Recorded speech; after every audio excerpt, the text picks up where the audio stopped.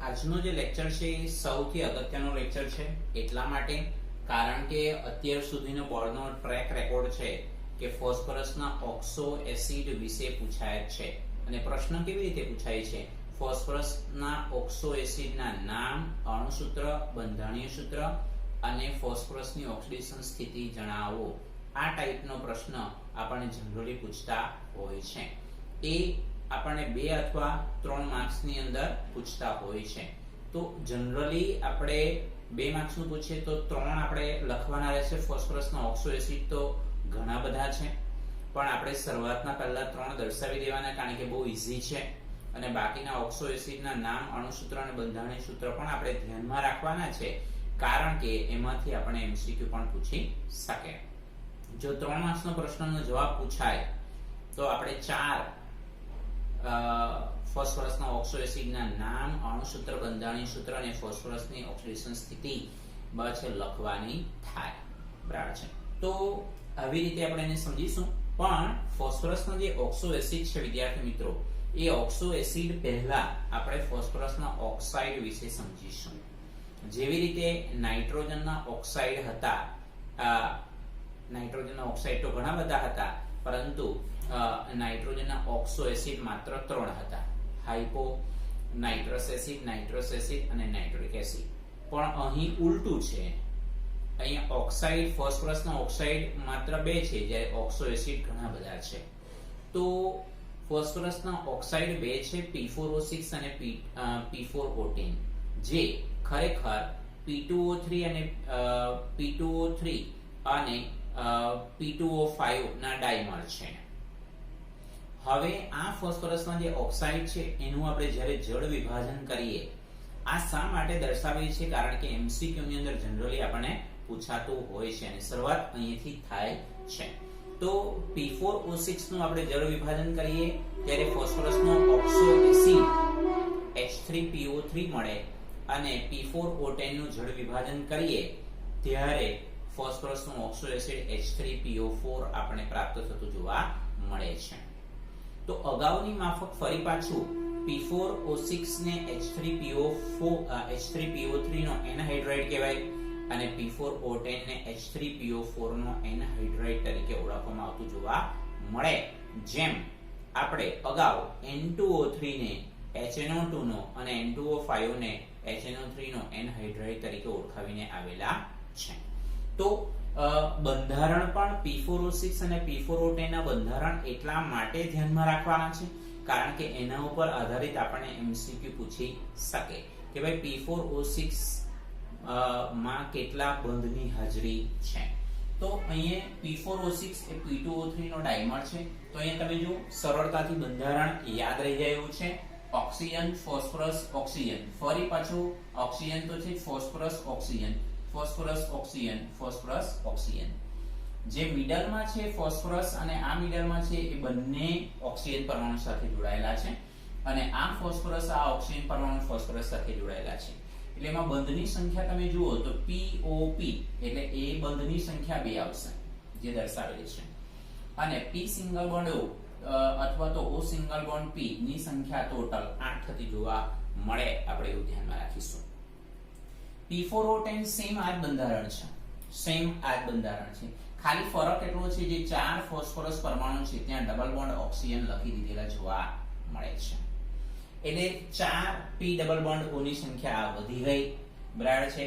અને આપણને આ તમને મળે છે 2 P single bond O single bond P જે અહીંયા લખેલું છે એ ફરી પાછું આપણે અહીંયા મેન્શન કરેલું છે. હમણાં વાત કરી તેવી રીતે ફોસ્ફરસ જે છે હેક્ઝોક્સાઇડ નું જળ વિભાજન કરીએ ત્યારે ઓર્થો ફોસ્ફરસ એસિડ એટલે ફોસ્ફરસનો ઓક્સો એસિડ મળે છે. એવી રીતે ફોસ્ફરસ ડેડોક્સાઇડ નું જળ વિભાજન કરીએ ત્યારે ઓર્થો ફોસ્ફરિક એસિડ આપણને પ્રાપ્ત થાય છે. આ સમીકરણ એટલા માટે ધ્યાનમાં રાખીશું કે MCQ ની અંદર આપણને પૂછી શકાય અને અહીંયા બનાવટના મુદ્દામાં આવે જ છે.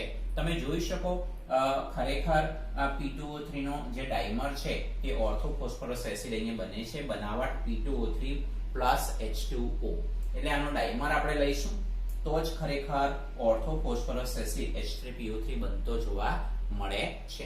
હંમેશા યાદ રાખીશું ફોસ્ફરસના ઓક્સો એસિડ માં જે બનાવટ વાળો જે પોઈન્ટ છે એ માત્ર ને માત્ર એમસીક્યુ માં પૂછાય, સબ્જેક્ટિવ ના લેવલ ઉપર પૂછાતો નથી. આપણે આવું ધ્યાનમાં રાખીશું. તો આ શરૂઆતનો કોન્સેપ્ટ એ માત્ર એમસીક્યુ માટે છે. તો હવે મોસ્ટ ઇમ્પોર્ટન્ટ ફોસ્ફરસના oxo acid most important topic છે.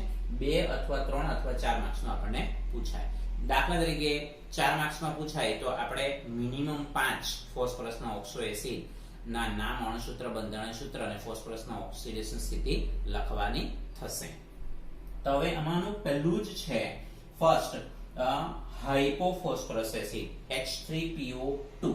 હાઇપોફોસ્ફરસ એસિડનું બીજું નામ છે ફોસ્ફેનિક એસિડ. તો હવે આ H3PO2 નું બંધારણ શું હશે? તો એમાં મિનિમમ એક P ડબલ બોન્ડ O હોય, કારણ કે ઓક્સો એસિડ છે.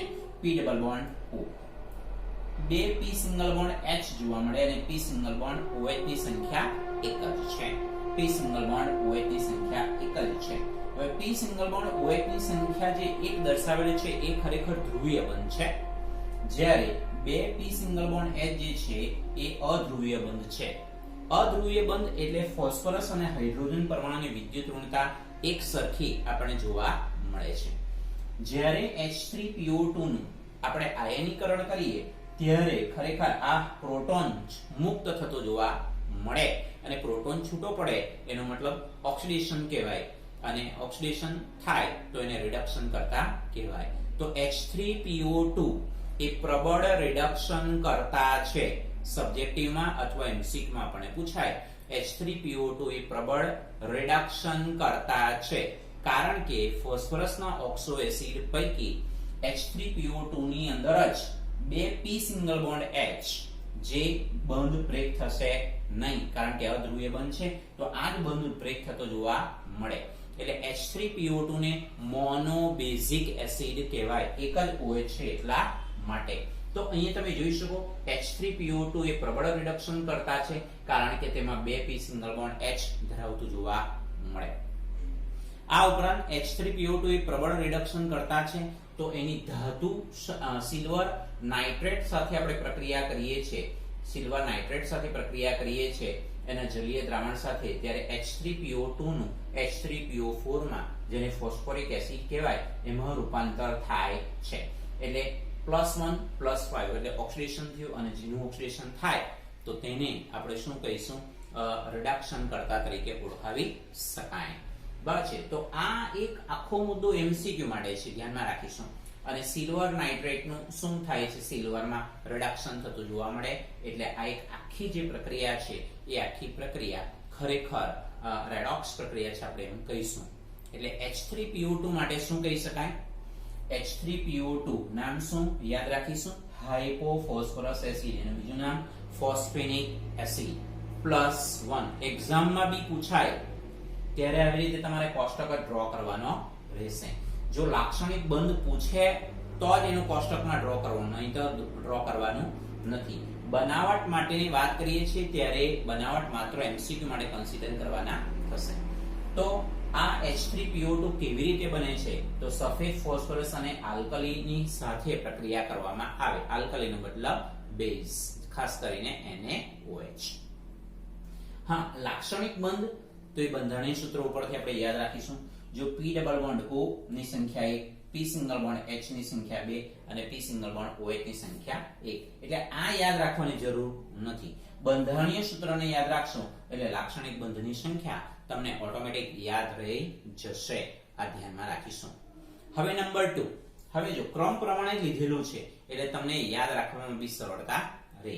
હવે નંબર 2 જો સેમ આવું જ બંધારણ છે અને એ બીજું છે ઓર્થોફોસ્ફરસ એસિડ. સમજો, ઓર્થોફોસ્ફરસ એસિડ, એનું બીજું નામ છે ફોસ્ફોનિક એસિડ. ફોસ્ફોનિક એસિડ એને અણુસૂત્ર છે H3PO3, એટલે અહીં એક ઓક્સિજન વધારી દીધો. એટલે આ સેમ બંધારણ છે OH અને OH. એટલે આમાં એક જ અધ્રુવીય બંધ છે, 2 ધ્રુવીય બંધ છે. એટલે H3PO3 માં એક P ડબલ બોન્ડ O. એટલે હંમેશા યાદ રાખીશું ફોસ્ફરસના ઓક્સો એસિડમાં ઓછામાં ઓછો એક P ડબલ બોન્ડ O અને ઓછામાં ઓછો એક p સિંગલ બોન્ડ OH આપણે પ્રાપ્ત થતો જોવા મળે, આપણે એવું ધ્યાનમાં રાખીશું. તો p સિંગલ બોન્ડ OH ની સંખ્યા કેટલી છે તો 2 આપણે પ્રાપ્ત થાય. p સિંગલ બોન્ડ H ની સંખ્યા 1 મળે, બરાબર, અને p ડબલ બોન્ડ O ની સંખ્યા પણ 1 છે. અને ઓક્સિડેશન સ્થિતિ તો આપણે સિમ્પલ જેમ ગણતા છે તેમાં ગણીએ. 3 દુ 6, 6 માંથી 3 જાય તો 3. આમાં પણ H3PO2 માં તમે જો 2 દુ 4, 4 માંથી 3 જાય તો 1, એટલે ફોસ્ફરસ ની ઓક્સિડેશન સ્થિતિ +1, એટલે ફોસ્ફરસ ની ઓક્સિડેશન સ્થિતિ +3 છે, આપણે ધ્યાનમાં રાખીશું.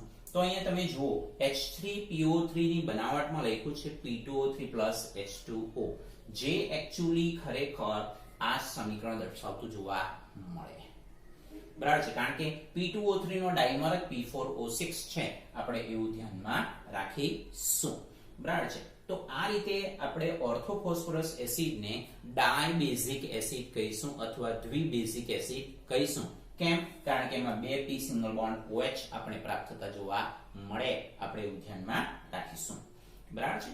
હવે ત્રીજું, આના પછીનો ત્રીજો ક્રમ, અને ત્રીજો ક્રમ છે ખાસ કરીને H3PO4. બસ એક એક ઓક્સિજન વધારતા જઈએ છીએ, એક એક ઓક્સિજન વધારતા જઈએ છીએ, જેને આપણે ઓર્થોફોસ્ફોરિક એસિડ કહેવાય. અને ફોસ્ફરસની ઓક્સિડેશન સ્થિતિ 4 દુ 8, 8 માંથી 3 જાય તો 5. તો હવે અહીંયા તમે જુઓ, ખાસ કરીને phosphorus p double bond O ની સંખ્યા 1 છે અને p સિંગલ બોન્ડ OH ની સંખ્યા કેટલી છે? આપણને 3 જેટલી આપણે પ્રાપ્ત થતી જોવા મળે. બનાવટમાં પણ તમે જોઈ શકો P4O10 H2O, જે એક્ચ્યુઅલી ખરેખર અહીંયા મેન્શન કરી દીધેલું છે આપણે. તો આને આપણે ઓર્થોફોસ્ફોરિક એસિડ તરીકે ઓળખાવીશું. અને ફોસ્ફરસની સાથે 3 છે OH આપેલા છે, સીધા p સિંગલ બોન્ડ OH આપી દીધેલા છે. એનો મતલબ એમ થઈ ગયો કે ટ્રાઇબેઝિક એસિડ છે, ત્રિબેઝિક એસિડ છે, જે એક્ચ્યુઅલી ખરેખર આપણે અહીં લખેલું છે H3PO3 અને H3PO4 દ્વિબેઝિક અને ત્રિબેઝિક એસિડ છે, કારણ કે H3PO3 ના બંધારણમાં 2 p સિંગલ બોન્ડ OH બંધ અને H3PO4 માં 3 p સિંગલ બોન્ડ OH બંધ આવેલા છે, આપણે એવું ધ્યાનમાં રાખીશું. એટલે આયનીકરણ થાય ત્યારે અહીંથી પ્રોટોન છૂટો પડતો જોવા મળે, આપણે એવું ધ્યાનમાં રાખીશું. તો અહીં જે આ ઓર્થોફોસ્ફરસ એસિડ છે એની વિષમીકરણની પ્રક્રિયા આપણે સબ્જેક્ટિવમાં બી પ્રશ્ન આપેલો છે, લખાણ સંબંધિત પ્રશ્ન, કે H3PO3 ને ગરમ કરતા શું થાય છે? તો H3PO3 ને ગરમ કરતા વિષમીકરણની પ્રક્રિયા થાય છે, ફોસ્ફોરિક એસિડ અને ફોસ્ફીન પ્રાપ્ત થતું જોવા મળે. જો અહીંયા H3PO3 નું નામ આપણે અહીંયા ઓર્થોફોસ્ફરસ એસિડ લખ્યું, એને માત્ર ફોસ્ફરસ એસિડ પણ કહેવાય, જેમાં ફોસ્ફરસની ઓક્સિડેશન સ્થિતિ કેટલી છે? +3 છે. તો +3 માંથી +5 એટલે ઓક્સિડેશન થયું, અને +3 માંથી -3 તો એ શું થયું? રિડક્શન થયેલું છે. એટલે એક જ પ્રક્રિયકનું ઓક્સિડેશન અને રિડક્શન થાય તો એને વિષમીકરણની પ્રક્રિયા તરીકે ઓળખાવી શકાય, આપણે એવું ધ્યાનમાં રાખીશું. તો આ મુદ્દાઓ કેમ લખ્યા છે? આ મુદ્દાઓ એટલા માટે લખેલા છે, આપણી બુકમાં પણ આપેલું છે. તો આ મુદ્દાઓ માત્ર ને માત્ર MCQ માટે છે, ધ્યાનમાં રાખો. આખો જે ટોપિક છે એ આટલો પોઈન્ટ એ MCQ ને માટે કન્સિડર કરવાનો થાય. આ પ્રશ્ન કેવી રીતે પૂછાય? તો એ આપણે લખાણ સંબંધિત પ્રશ્ન કોયડો આપેલો છે કે તમે કેવી રીતે કહી શકો કે H3PO2 એ પ્રબળ રિડક્શન કરતા છે? તો સિમ્પલ આપણે સમજી શકીએ, આ 3 ઓક્સો એસિડ જોયા, તેમાંથી H3PO2 ની અંદર જ 2 p સિંગલ બોન્ડ H છે, જ્યારે બાકીનામાં તમે જુઓ p સિંગલ બોન્ડ H બંધ ની સંખ્યા ઘટતી જતી જોવા મળે છે. એટલે 2 p સિંગલ બોન્ડ H બંધ છે એટલે સ્વાભાવિક એ બોન્ડ તો બ્રેક થવાના જ નથી, અને બોન્ડ જે બ્રેક થશે તે O સિંગલ બોન્ડ H વાળો બંધ બ્રેક થઈ જશે, બરાબર છે, કારણ કે એ ધ્રુવીય બંધ આપણને અહીંયા પ્રાપ્ત થતું જોવા મળે. તો એને કારણે આપણી પાસે એમ કહી શકાય કે H3PO2 એ પ્રબળ રિડક્શન કરતા છે, આપણે એવું ધ્યાનમાં રાખીશું. તો ખાલી માત્ર 3 જ નથી ઓક્સો એસિડ, હજુ આગળ પણ ઓક્સો એસિડ છે, એને સમજીએ. સેમ આપણો પ્રશ્નનો જવાબ અહીંયા પૂરો થતો નથી, કન્ટિન્યુ છે, એટલે કે હવે કેવી રીતે કન્સિડર કરીશું, કેવી રીતે ઓક્સો એસિડના નામ અને અણુસૂત્ર યાદ રાખવાનું થશે, બંધારણીય સૂત્ર એના પરથી બનાવવાનું થશે. દાખલા તરીકે ડાયફોસ્ફરસ એસિડ, તો ડાયફોસ્ફરસ એસિડ એટલે આપણે આને યાદ કરવાનું H3PO3. તો ડાયફોસ્ફરસ એસિડના 2 મોલને આપણે ગરમ કરીએ ત્યારે આપણને ખાસ કરીને ડાયફોસ્ફરસ એસિડ મળે, એમાંથી પાણીનો અણુ છૂટો પડી જતો જોવા મળે. આપણે એવું ધ્યાનમાં રાખીશું. તો એ સમીકરણ બંધારણીય સૂત્ર કેવી રીતે યાદ રાખવું એને સમજીશું. હવે આ બંધારણીય સૂત્ર તો એકદમ ઈઝી છે, એટલે 3 તો આપણે આ પ્રશ્નનો જવાબ પૂછાય એટલે પહેલા તો આ 3ને પ્રાયોરિટી આપવાની છે, પછી બાકીના જે છે એને પણ આપણે સમજીએ.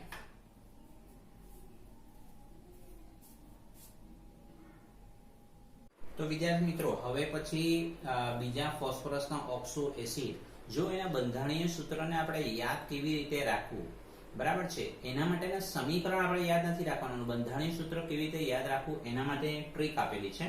તો એના માટે નંબર 4 ઉપર આવે છે પાયરોફોસ્ફરસ એસિડ. પાયરોફોસ્ફરસ એસિડ એનું બીજું નામ છે ડાયફોસ્ફરસ એસિડ, રાઈટ. તો હવે અહીંયા જો ફોસ્ફરસ એસિડનું સૂત્ર શું? H3PO3, બરાબર છે, H3PO3. ડાયફોસ્ફરસ એસિડ અથવા પાયરોફોસ્ફરસ એસિડ એમાં ફોસ્ફરસનો ઓક્સિડેશન અંક +3 આવશે. તો ફોસ્ફરસ એસિડનું સૂત્ર H3PO3 છે. તો અહીંયા તમે જુઓ H3PO3 ના આપણે 2 મોલ બતાવી દીધા. અણુ સૂત્રને બી કેવી રીતે યાદ રાખવું? જો H3PO3 ના 2 મોલ ને આપણે ગરમ કરીએ તો પાણીનો અણુ 1 દૂર થઈ જશે, એટલે જો આ 3 દૂ 6, 6 માંથી 2 જતા રહે એટલે 4. પછી ફોસ્ફરસના 2 પરમાણુ, ઓક્સિજનના 3 દૂ 6 માંથી 1 જતો રહે એટલે 5. આવી રીતે યાદ રાખીશું. તો પાયરોફોસ્ફરસ અથવા ડાયફોસ્ફરસ એસિડનું બંધારણીય સૂત્ર કેવી રીતે યાદ રાખવું? તો આ આપણે ખાલી માત્ર ધ્યાનમાં આપણે એક્ઝામમાં તો બંધારણીય સૂત્ર લખવાનું છે, નામ લખવાનું છે, અણુ સૂત્ર લખવાનું, ઓક્સિડેશન સ્થિતિ લખવાની છે. જો બંધ પૂછે તો આપણે લખીશું. એક વખત બંધારણીય સૂત્ર આવડી ગયું તો પછી બંધની સંખ્યા તો આપણે જાતે લખી શકીએ. બનાવટ કેવી રીતે થાય? તો કોઈ PCl3 અને ફોસ્ફરસ એસિડની મદદથી, બરાબર છે, આ પાયરોફોસ્ફરસ એસિડ બનતો જોવા મળે. તો જુઓ H3PO3 નું બંધારણ જે ડાયબેઝિક એસિડ છે, બીજું H3PO3 નું બંધારણ. તો અહીંયાથી તમે જોઈ શકો પાણીનો અણુ કમ્પ્લીટલી દૂર થાય છે, એટલે H single bond P double bond O single bond OH single bond O, અહીંયાથી H2 નો અણુ જતો રહ્યો એટલે P double bond O single bond H single bond OH. આવી રીતે યાદ રાખીશું. એટલે અણુ સૂત્ર યાદ રાખવા માટેની પણ ટ્રીક આપણે ધ્યાનમાં રાખવાની થશે. હવે ડાયફોસ્ફરસ એસિડ અથવા પાયરોફોસ્ફરસ એસિડ, બરાબર છે, એના પછી શું આવે છે? હાઇપોફોસ્ફોરિક એસિડ. તો હાઇપોફોસ્ફોરિક એસિડ ને એનું અણુ સૂત્ર આનામાં એક ઓક્સિજન વધારાનો છે, જો H4P2O6, બરાબર છે. હવે એમાં તમે ઓક્સિડેશન સ્થિતિ બી તમે ગણતરી કરી નાખો તો કેવી થાય? 6 દુ 12, 12 માંથી 4 જાય તો 8, 8 ભાગ્યા 2 એટલે 4, એટલે ફોસ્ફરસની ઓક્સિડેશન સ્થિતિ કેટલી આવશે? +4. તો હવે ધ્યાનમાં રાખો આ જ બંધારણ છે, ખાલી ફરક એટલો છે કે આ વચ્ચેનો જે ઓક્સિજન છે એ વચ્ચેનો ઓક્સિજન કાઢી નાખવાનો છે. આપણે વચ્ચેનો ઓક્સિજન કાઢી નાખવાનો છે, એ ઓક્સિજન પરમાણુ તમારે અહીંયા આપી દેવાનો છે, એટલે OH, અને એક વધારાનો ઓક્સિજન છે તે અહીં આપી દો. એટલે આ તમને હાઇપોફોસ્ફોરિક એસિડનું બંધારણીય સૂત્ર મળી જતું જોવા મળે, કે જેમાં P ડબલ બોન્ડ O ની સંખ્યા કેટલી છે? 2. P સિંગલ બોન્ડ OH ની સંખ્યા કેટલી છે? P single bond OH, right. તો એની સંખ્યા કેટલી છે? 4 છે. આ સિવાય P સિંગલ બોન્ડ P, આ પણ આપણે એક લખીશું. P સિંગલ બોન્ડ P ની સંખ્યા પણ એક આપણે પ્રાપ્ત થતી જોવા મળે. આપણે આવું ધ્યાન રાખીશું. હાઇપોફોસ્ફોરિક એસિડ, અને બુકની અંદર જોવા જઈએ હાઇપોફોસ્ફોરિક એસિડ માં આ મેન્શન કરેલું છે, ધ્યાનમાં રાખીશું. ઓકે, હવે કેવી રીતે બને છે? લાલ ફોસ્ફરસ પ્લસ આલ્કલી એની મદદથી બનતું જોવા મળે. આ જનરલી આપણને MCQ માં પૂછાય, સબ્જેક્ટિવના લેવલ ઉપર પૂછાતું નથી. તો યાદ રાખવા માટેની ટ્રીક, અહીંયાથી ઓક્સિજન કાઢી નાખો, એ હોય છે અહીંયા આપી દો, એક વધારાનો ઓક્સિજન છે અહીંયા આપી દો, એટલે તમને હાઇપોફોસ્ફોરિક એસિડનું બંધારણીય સૂત્ર યાદ રહી ગયું. અને અણુ સૂત્ર તો આના પછી એક ઓક્સિજન વધારી દેવાનો છે, જો H4P2O6, રાઈટ. ચાલો, હવે નંબર 6 છે પાયરોફોસ્ફોરિક એસિડ અથવા ડાયફોસ્ફોરિક એસિડ. જો નામ લખેલું છે ફોસ્ફોરિક અથવા ડાયફોસ્ફોરિક એસિડ, ડાયફોસ્ફોરિક એટલે ફોસ્ફોરિક એસિડના 2 મોલ, એમાંથી પાણીનો અણુ 1 દૂર કરો, એટલે જો હાઇડ્રોજનના 6 માંથી 2 જાય તો 4, ફોસ્ફરસના 2, ઓક્સિજનના 4 દુ 8 માંથી 1 જાય તો 7. એટલે એમાં ફોસ્ફરસનું ઓક્સિડેશન સ્ટેટ કેટલું આવશે આપણને +5 આપણને પ્રાપ્ત થતું જોવા મળે છે. આપણે એવું ધ્યાનમાં રાખીશું. હવે જો કેવી રીતે યાદ રાખીશું તો H3PO4 નો એક મોલેક્યુલ, આ બીજો મોલેક્યુલ, એમાંથી પાણીનો અણુ દૂર થઈ જશે એટલે OH P double bond O, single bond OH, single bond O, P double bond O અને single bond OH, single bond OH. તો અહીંયા તમે જોઈ શકો P સિંગલ બોન્ડ OH ની સંખ્યા કેટલી છે 4, P single bond O single bond P ની સંખ્યા 1 છે અને P ડબલ બોન્ડ O ની સંખ્યા કેટલી છે 2 જેટલી આપણને પ્રાપ્ત થતી જોવા મળે છે. તો પાયરોફોસ્ફરિક એસિડ માટે આપણે ફોસ્ફોરિક એસિડને ગરમ કરવાથી, એટલે આ જ છે બનાવટમાં જ ફોસ્ફોરિક એસિડને ગરમ કરવાથી પાયરોફોસ્ફોરિક એસિડ અથવા ડાયફોસ્ફોરિક એસિડ આપણને પ્રાપ્ત થતું જોવા મળે છે. આપણે બધા જ ફોસ્ફરસના ઓક્સિડેશનના નામ, અણુસૂત્ર, બંધારણીય સૂત્ર, ફોસ્ફરસની ઓક્સિડેશન સ્થિતિ યાદ રાખીશું, કારણ કે MCQ માં ગમે તે પૂછી શકાય. બરાબર છે. જેટલા માર્કનો પ્રશ્ન હોય એના કરતા વધારે એક લખવાનો પ્રયત્ન આપણે કરવાનો રહેશે. કેમ? કારણ કે એમાં આપણે નામ પણ લખીએ છીએ, અણુસૂત્ર લખીએ છીએ, ઓક્સિડેશન સ્થિતિ લખીએ છીએ અને બંધારણીય સૂત્ર લખીએ છીએ, એટલા માટે. હવે સાતમું ટ્રાયમેટાફોસ્ફોરિક એસિડ. જોજો, ટ્રાયમેટાફોસ્ફોરિક એસિડ બુકમાં આપેલું નથી, પણ ટ્રાયમેટાફોસ્ફોરિક એસિડ એટલે ફોસ્ફોરિક એસિડના 3 મોલ, એમાંથી પાણીના 2 અણુ દૂર થઈ જશે એટલે H5P3O10, જેમાં ફોસ્ફરસનું ઓક્સિડેશન સ્ટેટ +5 આપણને પ્રાપ્ત થતું જોવા મળે.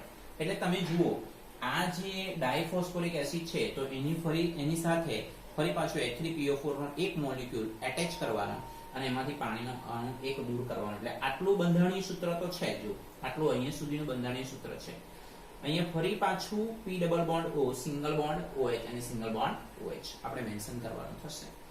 એટલે આ ટ્રાયમેટાફોસ્ફોરિક એસિડ કે જેમાં P સિંગલ બોન્ડ OH ની જે સંખ્યા છે ટોટલ આપણને 5 મળે, P ડબલ બોન્ડ O ની સંખ્યા 3 મળે અને P single bond O single bond P ની સંખ્યા 2 જેટલી પ્રાપ્ત થતી જોવા મળે. આ બુકમાં નથી આપેલું તે છતાં તમે લખી શકો. હવે સમજો, પોલીમેટાફોસ્ફોરિક એસિડ એટલે આમાં ફોસ્ફરસની ઓક્સિડેશન સ્થિતિ +5 છે. પોલીમેટાફોસ્ફોરિક એસિડ એટલે સેમ આ જ બંધારણ, ખાલી HPO3N ટાઈમ્સ. એટલે આમાં HPO3N ટાઈમ્સ એટલે બંધારણીય સૂત્ર પોલીમેટાફોસ્ફોરિક એસિડનું બંધારણીય સૂત્ર આ જો એકદમ ઈઝી છે. અહીંયાથી હાઇડ્રોજન કાઢી નાખો, oxygen, P double bond O, OH, single bond O, ફરી પાછું P સિંગલ બોન્ડ OH, ઉપર નીચે લખેલું ચાલશે, O, P double bond O, OH અને આટલે ફરી પાછું ઓક્સિજન. એટલે આવા HPO3 ના જે એકમ છે એ કન્ટિન્યુઅસ આવ્યા કરતા હોય છે N ટાઈમ્સ, HPO3N ટાઈમ્સ, જેને આપણે મેટાફોસ્ફોરિક એસિડ કહેવાય છે. મેટાફોસ્ફોરિક એસિડ જેમાં ફોસ્ફરસનું ઓક્સિડેશન સ્ટેટ +5 મળે છે, કે જેની અંદર 3 P ડબલ બોન્ડ O અને 3 મોલેક્યુલ લેવાય, અને 3 મોલેક્યુલ HPO3 ના 3 મોલેક્યુલ જ્યારે લઈએ આ પોલિમર અવસ્થાની અંદર આપણે પ્રાપ્ત થતું જોવા મળે. 3 મોલેક્યુલ લઈએ ત્યારે આ પ્રમાણેની પરિસ્થિતિ આપણે પ્રાપ્ત થતી જોવા મળે અને આ એની બનાવટનો મુદ્દો છે. તો ધ્યાનમાં રાખો, આ બંધારણીય સૂત્ર આવડે એટલે આ આવડશે, અને આ જો આવડે તો સ્વાભાવિક છે સાયક્લોટ્રાયમેટાફોસ્ફોરિક એસિડ. સાયક્લો એટલે ચક્રીય, HPO3 ના 3 મોલેક્યુલ આપણને જોડાયેલા છે. તો કેવી રીતે યાદ રાખીશું? જો P single bond O single bond P, ફરી પાછું O single bond P single bond O, પછી દરેક ફોસ્ફરસની સાથે એક OH એક ડબલ બોન્ડ O, એક OH એક ડબલ બોન્ડ O, એક OH એક ડબલ બોન્ડ O. એટલે HPO3 નો જે પાર્ટ છે એ 3 વાર રિપીટ થયેલો છે, આપણે અહીંયા સમજી શકાય. જો આ બીજો ભાગ ને આ ત્રીજો ભાગ, બરાબર છે. એમાં પણ ફોસ્ફરસનું ઓક્સિડેશન આયન +3 આપણને મળે છે. બનાવટ માટે આપણે એવું કંઈ લખતા નથી. એટલે તમે જોઈ શકો ટોટલ ફોસ્ફરસના ઓક્સો એસિડ 9 જેટલા છે. તો આમાંથી આપણને ગમે તે, દાખલા તરીકે આપણને એવું બી પૂછી શકે કે પાયરોફોસ્ફરસ એસિડ અને હાઇપોફોસ્ફોરિક એસિડ ના બંધારણીય સૂત્ર દોરો, ફોસ્ફરસની ઓક્સિડેશન સ્થિતિ લખો, તો આ બે જ લખવાના થશે. બરાબર છે. 3 અથવા 4 માર્ક્સનો પૂછે તો કન્ટિન્યુ આપણે વાત કરી કે ભાઈ ફોસ્ફરસ માટે ફોસ્ફરસના ઓક્સો એસિડના નામ, અણુસૂત્ર, બંધારણીય સૂત્ર, ફોસ્ફરસની ઓક્સિડેશન સ્થિતિ લખો, તો એ રીતે આપણે જવાબ લખવાનો છે. 2 માર્ક્સનું પૂછે તો 3 લખવાના, 3 માર્ક્સનું પૂછે તો 4 લખવાના, 4 માર્ક્સનું પૂછે તો 5 લખવાના. બરાબર છે. જેમાંથી એક વધારે કેમ લખવાનો છે? કારણ કે એકમાં ભૂલ પડે તો બાકીના માર્ક્સ આપણને મળી જાય એટલા માટે. તો આ સૌથી મોસ્ટ ઇમ્પોર્ટન્ટ ટોપિક છે, ધ્યાનમાં રાખો વિદ્યાર્થી મિત્રો. અને આના ઉપર આધારિત જે ખરેખર લખાણ સંબંધિત જે પ્રશ્નો છે એ ઓલરેડી આપણે કરાવેલા છે. કોયડો 7.9 છે એ પણ આપણે કમ્પ્લીટ કરાવેલું છે, બરાબર છે. તો આ ટાઈપનો જે આખો એક ટોપિક છે એ ટોપિક તમારે જાતે એટલે કે ટોપિકને બરાબર સમજી લીધા બાદ લખીને પ્રેક્ટિસ કરવી પડશે. જો ટ્રાયમેટા ફોસ્ફોરિક એસિડનું બંધારણીય સૂત્ર આવડે એટલે પોલીમેટાનું આવડે. પોલીમેટાનું આવડે એટલે સ્વાભાવિક સીમ આ ચક્રીય ભાગમાં જ આપણે અહીંયા મેન્શન કરવો છે. એટલે સાયક્લો ટ્રાયમેટા ફોસ્ફોરિક એસિડ આપણે આવું ધ્યાનમાં રાખીશું. તો આ રીતે આપણે આખો ટોપિકને સમજવાનો છે. તો અહીંયા આપણે વિદ્યાર્થી મિત્રો 15મો સમૂહ કમ્પ્લીટ થાય છે. જુઓ, જો જુદાની અંદર 15મો સમૂહ આપણો કમ્પ્લીટ થાય છે. બધા ટોપિક જે મોસ્ટ ઇમ્પોર્ટન્ટ ટોપિક છે એ પણ વાત કરી દીધી.